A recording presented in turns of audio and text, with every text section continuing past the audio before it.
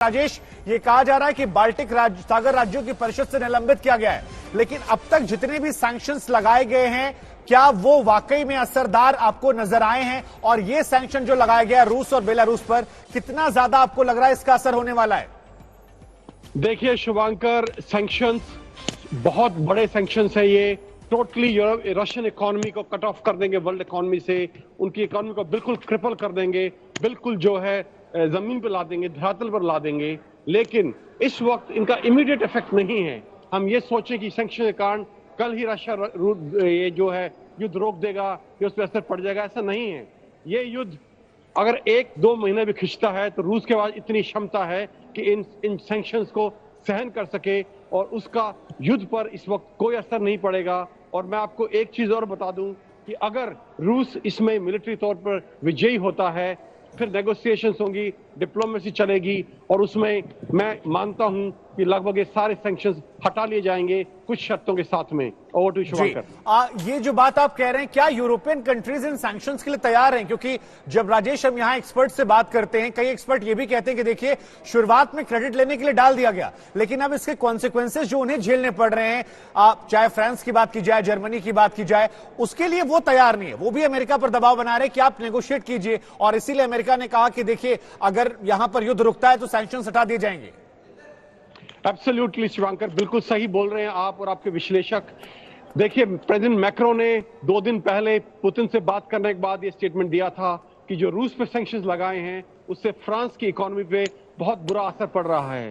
साथ ही साथ जैसा कि आप जानते हैं, इस वक्त यूरोप में जर्मनी और फ्रांस के अंदर गैस और तेल के भाव आसमान छू रहे हैं। गैस के भाव ऑलमोस्ट 2.5 गुना हो चुके हैं और इस सर्दी के मौसम में जब टेम्परेचर माइनस में रहता है, गैस यूरोप के सर्वाइवल के लिए बहुत जरूरी है, गर्मी प्रदान करने के लिए घरों में और जितनी इंस्टॉलेशन है वहां पर। और उसके दाम इतने ज्यादा बढ़ने का असर वहां की इकोनॉमी पर साफ देखा जा रहा है। और ये देश, खासकर जर्मनी और फ्रांस, सर्टेनली हर हालत में बिडेन पर प्रेशर बना रहे हैं कि किसी तरह से कोई बीच का रास्ता निकाला जाए। और यही कारण है कि बिडेन ने कल सुबह एक ऑफर रखी थी रशिया के सामने कि अगर आप युद्ध रोकते हैं तो हम सैंक्शंस को विड्रॉ करने के लिए तैयार हैं। नहीं, ये बीच के रास्ते का जिसका जिक्र आपने किया, पहली बार जेलेंस्की की तरफ से तारीफ भी की गई जब यहां पर सीज फायर का ऐलान किया गया, तो क्या ये भी संकेत और संदेश अगर समझें तो ये बीच के रास्ते के लिए है?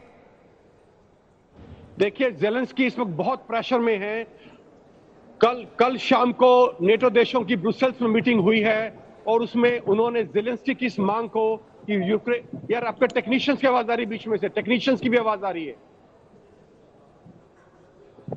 जो जेलेंस्की ने कल सुबह जो मांग रखी थी नेटो देशों के सामने कि यूक्रेन का air space NATO countries protect करे और उसको रशिया के लिए बंद कर दें, उस मांग को नेटो देशों ने बिल्कुल सिरे से खारिज कर दिया है। उसके बाद जेलेंस्की जो है काफी हतोत्साहित है और उसको पता है कि उसकी रक्षा के लिए अभी कोई नहीं आएगा। और उसके बाद से उसके रुख में बहुत बड़ी नरमी आई है।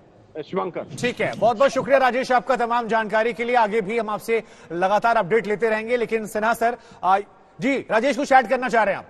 शिवांकर, मैं इस वक्त कीव जू के सामने खड़ा हूं और मैं दिखाना चाहता हूं आपके दर्शकों को कि जो जानवर हैं, जो मूक बधिर जानवर हैं, जो बोल नहीं सकते, वो इस वॉर में किस तरह सफर कर रहे हैं। मैंने बड़ी मुश्किल से आज परमिशन ली है, सब कुछ बंद है, मैं जू के अंदर जा रहा हूं और हो सकता है अगर आप चाहें तो कुछ समय के बाद मैं जू से लाइव हो जाऊंगा।